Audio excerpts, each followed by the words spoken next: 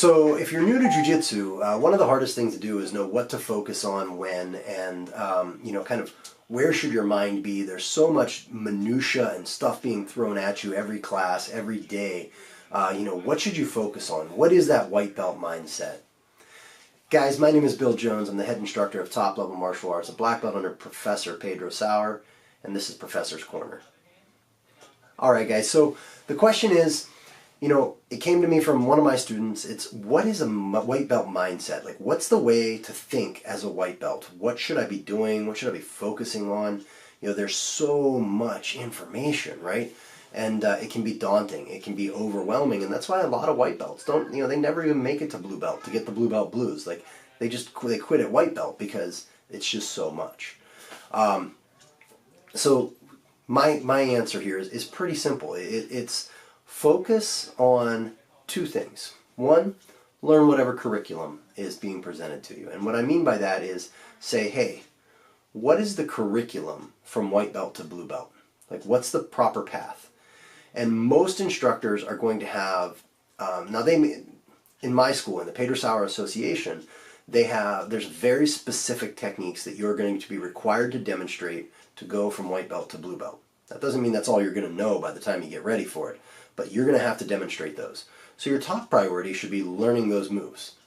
And the reason is those techniques, Professor Pedro Sauer, Master Pedro Sauer, selected those 88 moves because he felt it gave you a very good look at the overall picture of Jiu-Jitsu, from self-defense all the way down to how to pass a guard and how to hit a submission from almost every position.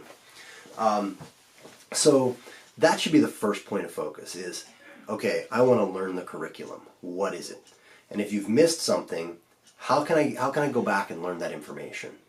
Where can I get it? What resources do I have? When is the next time that will be taught?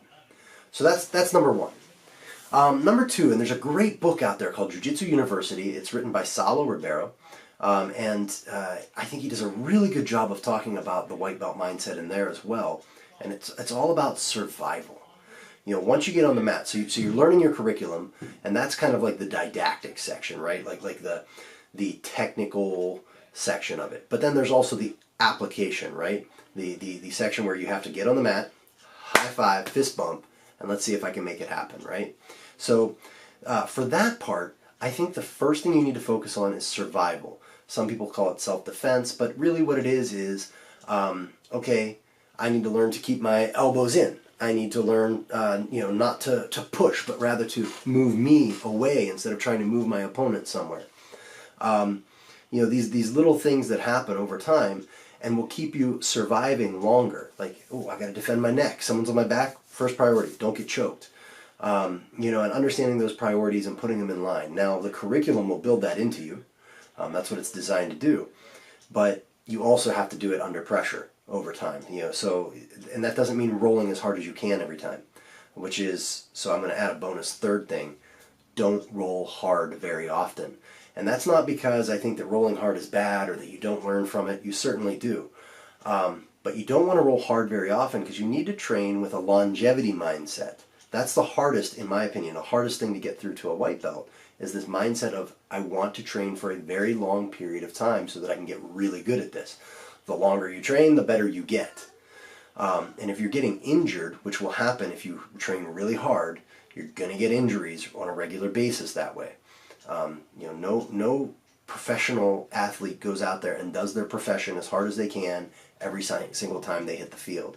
There's no football players out there playing 100% hard football 6 days a week and then going out on day 7 and playing a game. It just doesn't happen that way. Most of it is drilling, moving through things, creating habits, and that's important. So the way you build the right habits is, one, learn your curriculum. It's designed to build the right habits in you. And then number two is go out there and try to survive as long as you can, see if you can make those moves apply. I think those things as a white belt will take you a very long way. Roll relaxed, roll easy, don't be afraid to tap. If someone's got you in a bad spot, rather than trying to fight out of it, just tap. They got my arm locked out. Oh, I'm going to fight out of this. Guys, that's how you're going to get your arm broken. Or like they're in the middle of taking you down, you're fighting real hard not to go down. Just go down. Otherwise, you're going to snap your ankle. Just go down. Fail constantly.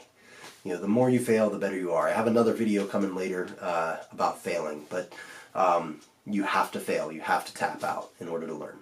So those are the things. Learn your curriculum. Roll nice and easy. Learn to survive. I'll talk to you guys later. I hope this is helpful. This has been Coach's Corner. See ya.